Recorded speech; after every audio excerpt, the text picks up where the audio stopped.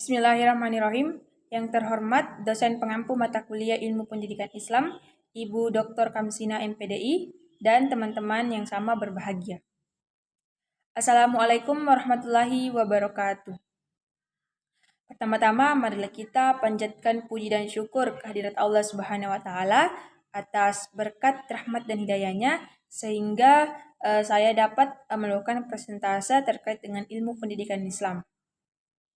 Sebelum saya memulai materi saya pada hari ini, saya akan memperkenalkan diri terlebih dahulu.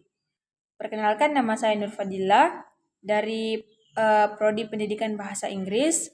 Pada hari ini saya akan menjelaskan materi terkait dengan ilmu pendidikan Islam yang merupakan salah satu syarat ujian akhir semester mata kuliah ilmu pendidikan Islam. Baik, langsung saja. Saya beralih pada materi pertama, yaitu metode dalam pendidikan Islam. Jadi, metode dalam pendidikan Islam secara etimologi berarti langkah-langkah atau strategi yang dipersiapkan untuk melakukan suatu pekerjaan. Sedangkan dalam bahasa Arab, metode diungkapkan dalam berbagai kata seperti toriko, manhaj, dan wasilah.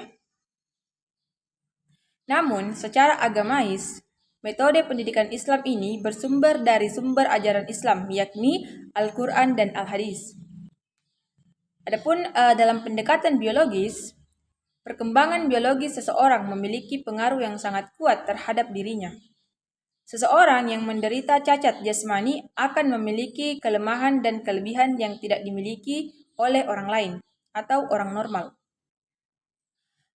Sedangkan dalam pendekatan psikologis, perkembangan psikis seseorang berjalan sesuai dengan perkembangan biologisnya, sehingga seseorang pendidik dalam menggunakan metode pendidikan harus memperlakukan dan memperhatikan biologis juga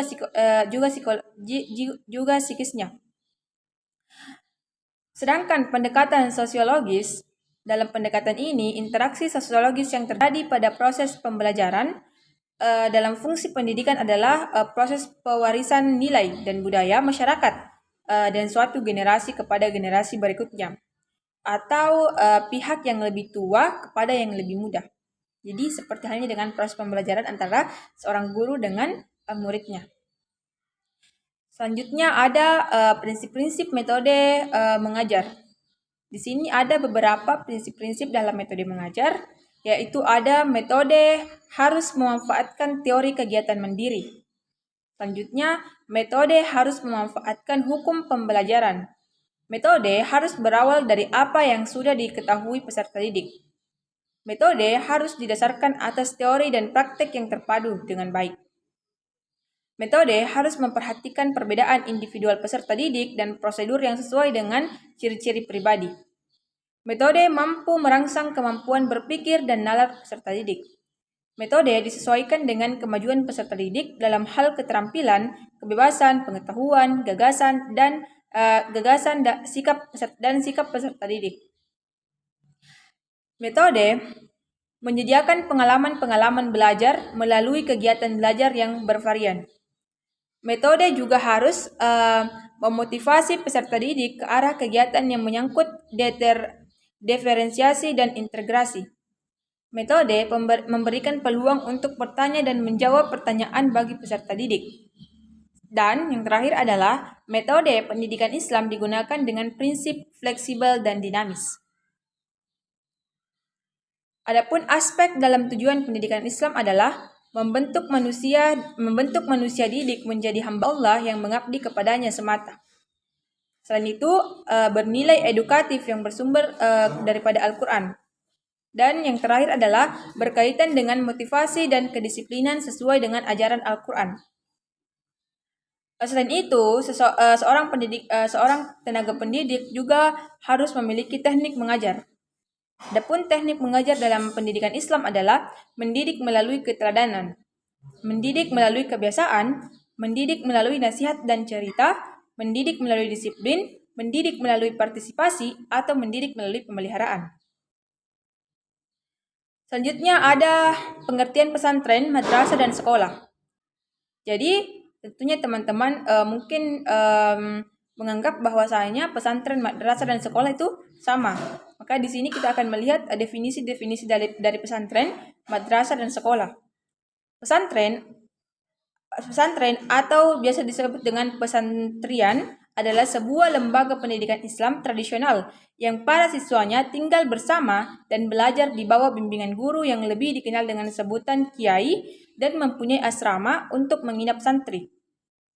Sedangkan madrasah adalah sekolah atau perguruan yang didasarkan pada agama Islam, sedangkan jenjangnya adalah madrasah ibtidiyah yaitu sekolah agama Islam tingkat dasar, madrasah sanawiyah yaitu sekolah agama Islam pada tingkat menengah pertama atau dalam sekolah umum disebut dengan SMP, dan madrasah Allah yaitu sekolah agama Islam pada tingkatan menengah atas atau SMA. Sedangkan sekolah adalah kata sekolah salah satunya memiliki arti bangunan atau lembaga untuk belajar dan mengajar serta tempat menerima dan memberi pelajaran. Serta salah satu dari beberapa arti lainnya yaitu usaha menuntut kepribadian atau pengetahuan, pelajar dan pengajaran. Oke, selanjutnya ada syarat-syarat pendirian pesantren. Adapun syarat-syarat permohonan pendirian pesantren sebagaimana yang tertuang dalam Peraturan Menteri Agama Nomor 30 Tahun 2020 adalah 1. Surat pernyataan yang memuat komitmen untuk mengamalkan Islam. Kedua, rahmatan lil alamin dan berdasarkan Pancasila Undang-Undang 1945, Negara Kesatuan Republik Indonesia serta Bhinneka Tunggal Ika. Dan yang ketiga adalah fotokopi kartu tanda penduduk kiai pengasuh pesantren. Selanjutnya, kurikulum dan dokumen pembelajaran. Daftar santri atau daftar santri mungkin paling sedikit 15 orang.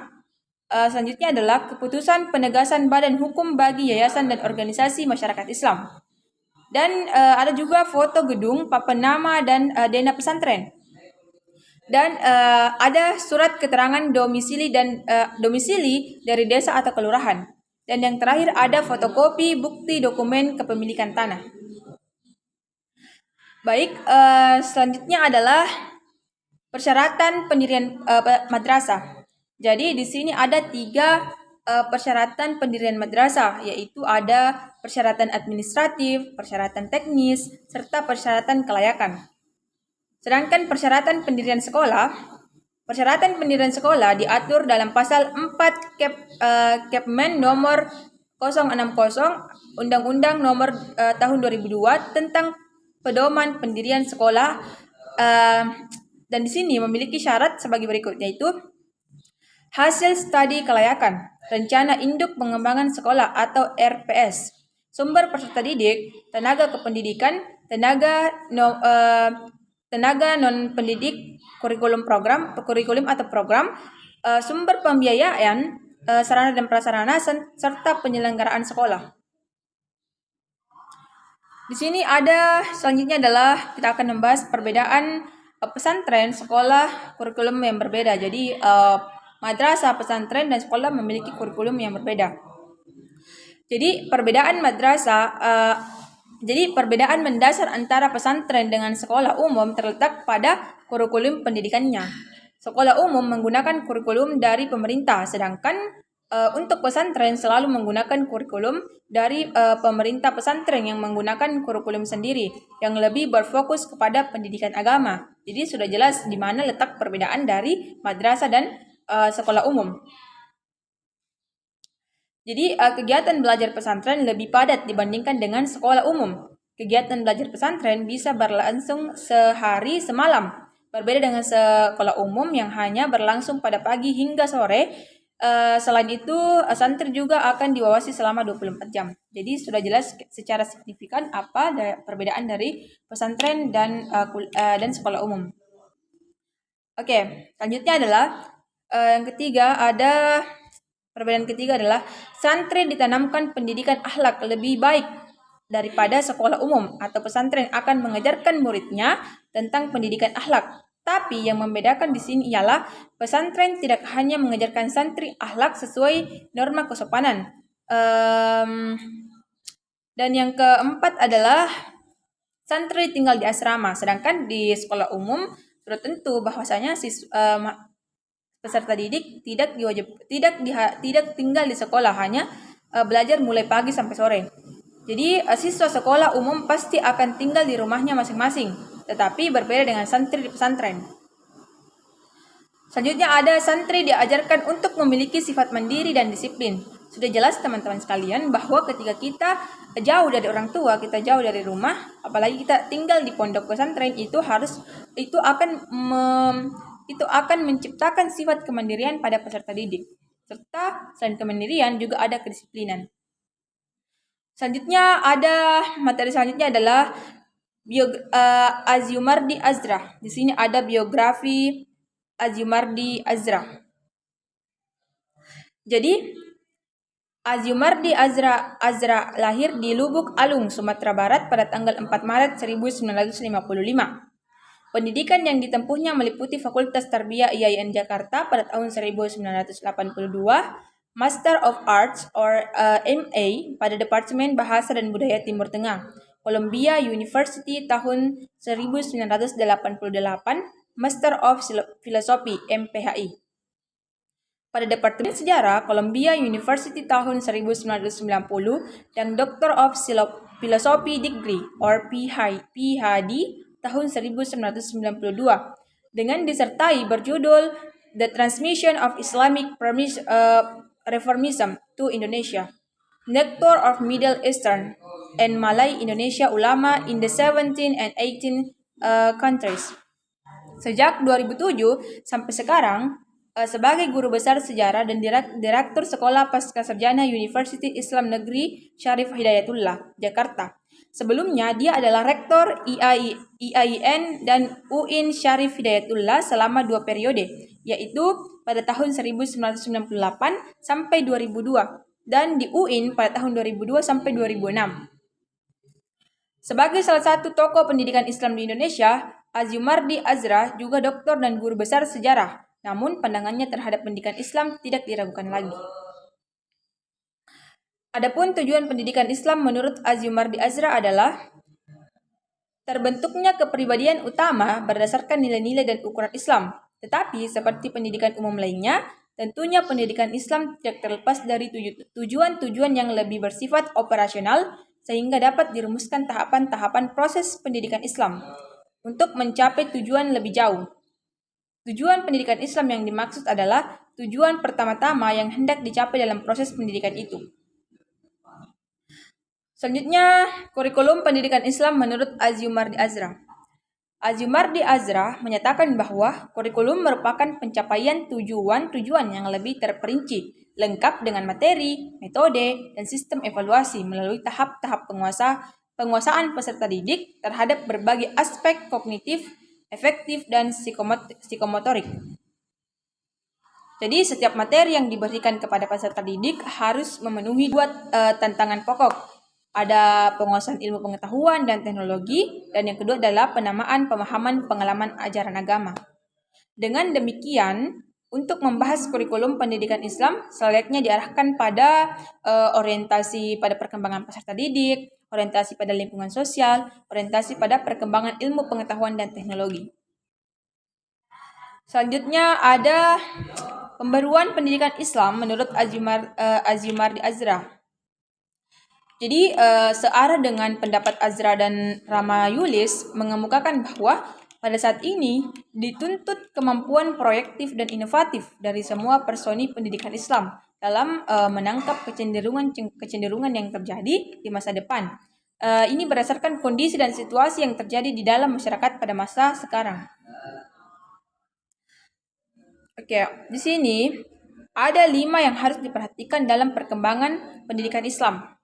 Jadi yang pertama ada lembaga pendidikan Islam harus meningkatkan daya saing dengan sungguh-sungguh dan terencana sehingga layak bersaing dalam pergaulan internasional. Kedua, ada lembaga pendidikan Islam membuka program studi yang bervariasi. 3, lembaga pendidikan Islam harus memperkuat fungsi-fungsi kritis dan berorientasi ke masa depan atau future oriented.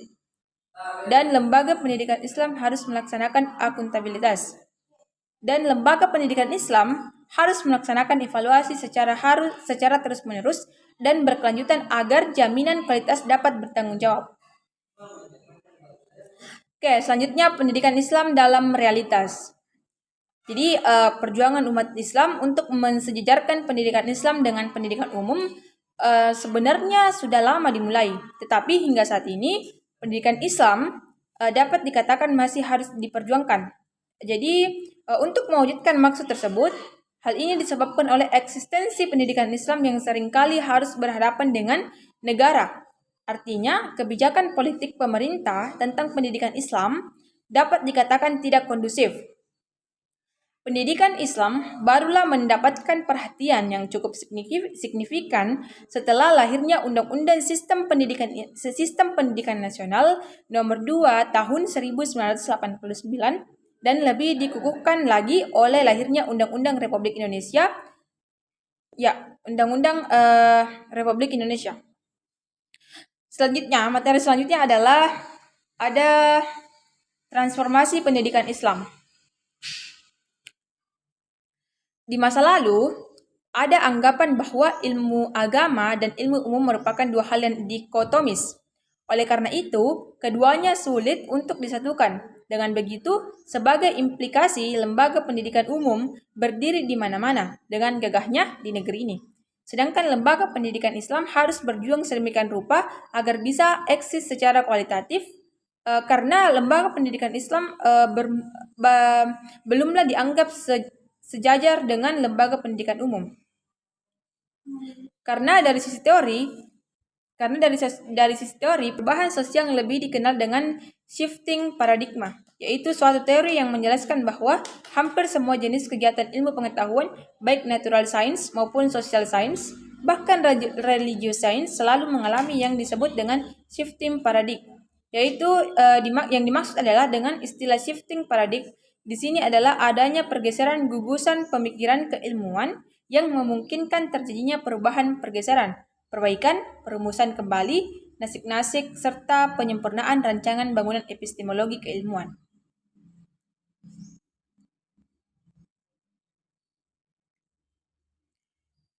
Selanjutnya ada isu-isu kontemporer pendidikan.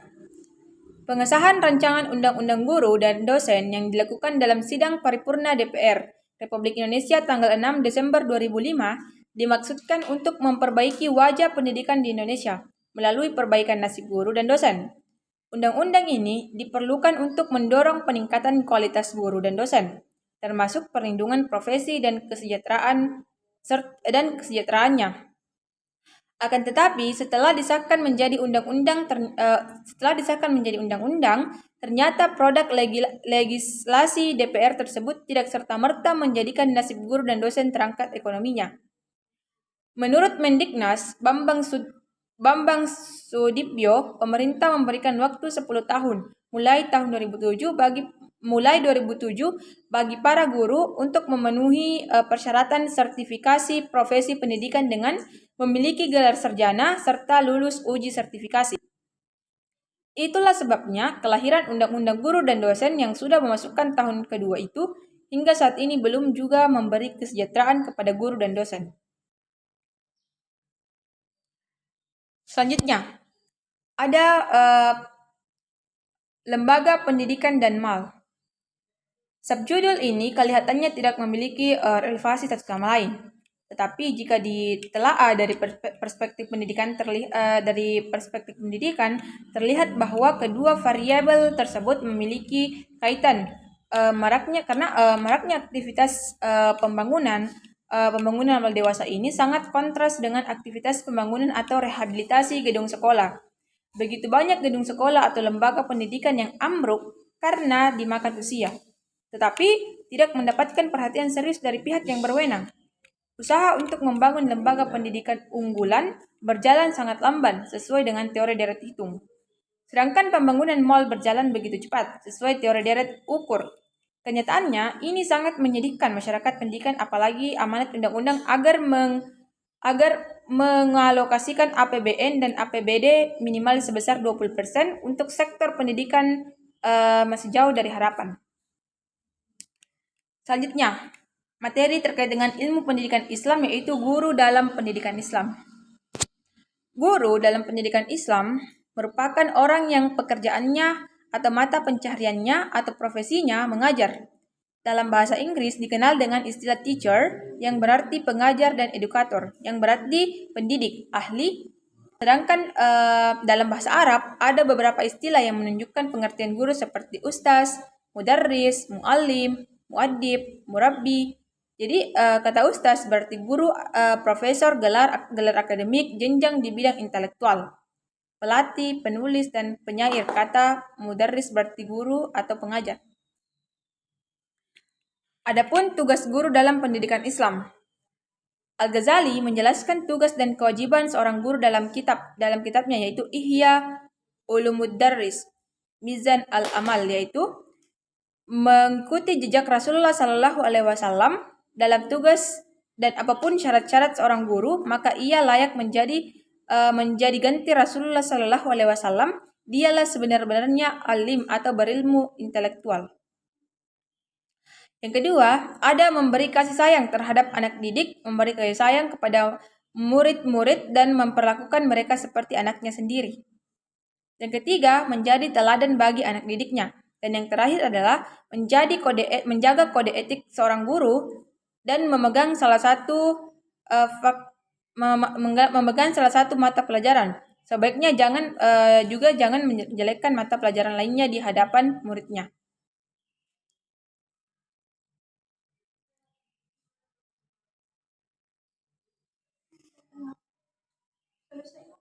Selanjutnya ada kualifikasi guru dalam pendidikan Islam.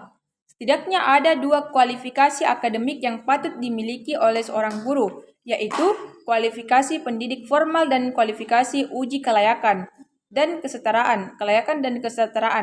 Jadi kualifikasi pendidik formal adalah kualifikasi kesarjanaan yang ditempuh melalui jenjang pendidikan selama 4 tahun. Selain itu, kualifikasi ini mesti terarah dalam bidang pendidikan, sehingga para guru yang mengajar adalah orang-orang yang benar-benar piawai pada bidang pendidikan tersebut. Selanjutnya ada kompetensi guru dalam pendidikan Islam. Jadi kompetensi guru, yang dimaksudkan kompetensi guru adalah hasil penggabungan dari kemampuan-kemampuan yang layak, yang banyak jenisnya. Dapat berupa seperangkat pengetahuan, perilaku yang dimiliki, dan dikuasai dalam rangka menjalankan tugas keprofesiannya.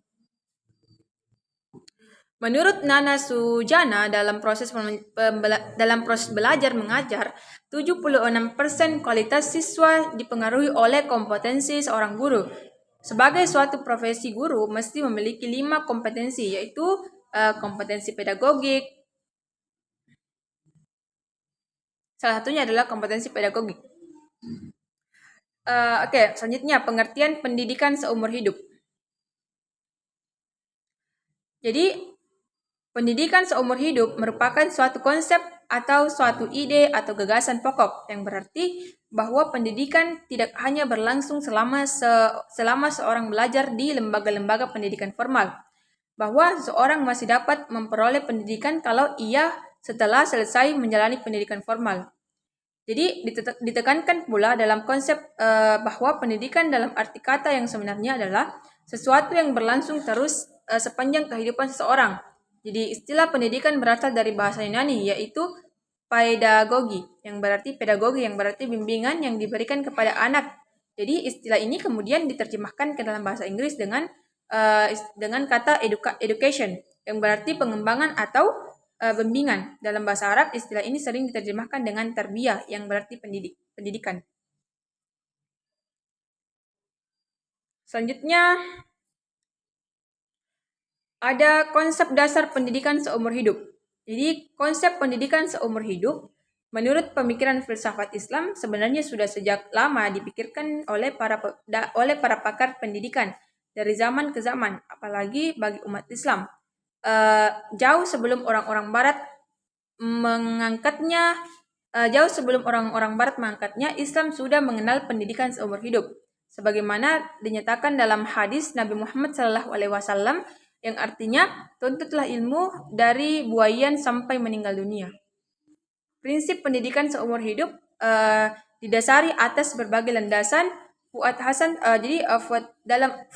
telah menulis beberapa dasar pemikiran ditinjau dari berbagai aspek tentang urgensi pendidikan seumur hidup, yaitu aspek filosofi, aspek aspek sosial budaya, aspek ekonomi, aspek politik, dan teknologi. Adapun pandangan Islam tentang pendidikan seumur hidup. Jadi jauh sebelum PBB pada tahun 1970-an memprakarsai pendidikan seumur hidup atau lifelong education. Dalam Islam pada abad ke-7 telah menegaskan utlub al-ilmah min al-mahdi ilal al-lahdi. Artinya tuntutlah ilmu dari buayan sampai liang lahat. Sayangnya, kepopuleran ajaran pendidikan seumur hidup dari Rasulullah Sallallahu Alaihi Wasallam tidak sempat mengunggah perhatian umat Islam untuk memprakarsainya menjadi world program. Menambah ilmu setiap saat sangat bermanfaat bagi kehidupan manusia. Rasulullah Shallallahu Alaihi Wasallam sampai bersumpah yang artinya demi Allah seandainya aku tidak dapat menambah ilmu sehari saja, maka lebih baik aku tidak melihat matahari saat itu. Ini merupakan isyarat akan pentingnya ilmu pengetahuan dalam kehidupan manusia. Jadi ilmu adalah kunci dunia dan akhirat.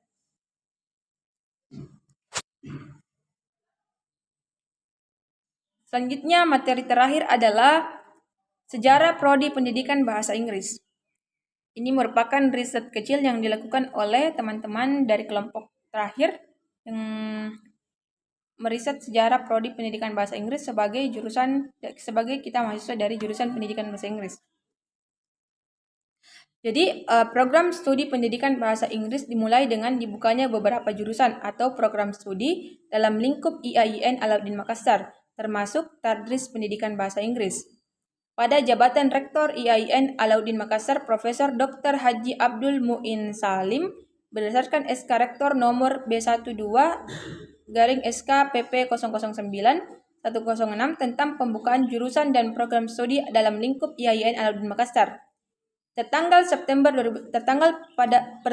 September 2001, surat keputusan ini kemudian dikuatkan dengan surat keputusan Direktur Jenderal Kelembagaan Agama Islam nomor DJ 269 pada tahun 2002 tentang penyelenggaraan program studi pendidikan bahasa Inggris jurusan Tadris pada Fakultas Tarbiyah IAIN Alauddin Makassar. Pada tanggal 16 Juli 2002, berdasarkan SK BAN PT 0670 SK BAN PT Akred SM 2016 status program Tadris Bahasa Inggris Fakultas Tarbiyah kemudian berubah menjadi program studi pendidikan bahasa Inggris sampai saat ini. Adapun profil prodi pendidikan bahasa Inggris adalah nama institusi yaitu Universitas Islam Negeri Alauddin Makassar. Akreditasi terakreditasi B berdasarkan SK BAN PT 0670 SK BAN PT Akred S 2016. Jadi nama prodi pendidikan bahasa Inggris, gelar akademik SPD, kode program studi adalah 88103. Bahasa pengantar yaitu bahasa Inggris dan bahasa Indonesia. Masa studi 9 tahun. Adapun visi misi dari program studi pendidikan bahasa Inggris adalah visinya menjadi program studi bereputasi internasional dalam menghasilkan tenaga pendidik bahasa Inggris yang berakhlak mulia dan berdimensi multiliterasi pada tahun 2029.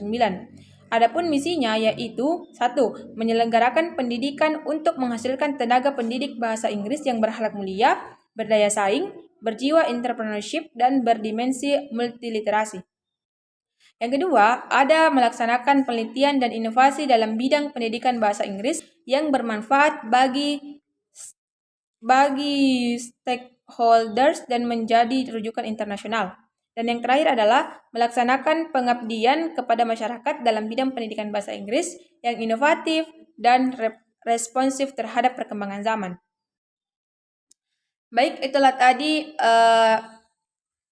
beberapa materi yang sempat saya paparkan pada video ini terkait dengan ilmu pendidikan Islam yang sudah kita bahas pada pertemuan sebelumnya, dan ini merupakan resume untuk melengkapi ujian akhir semester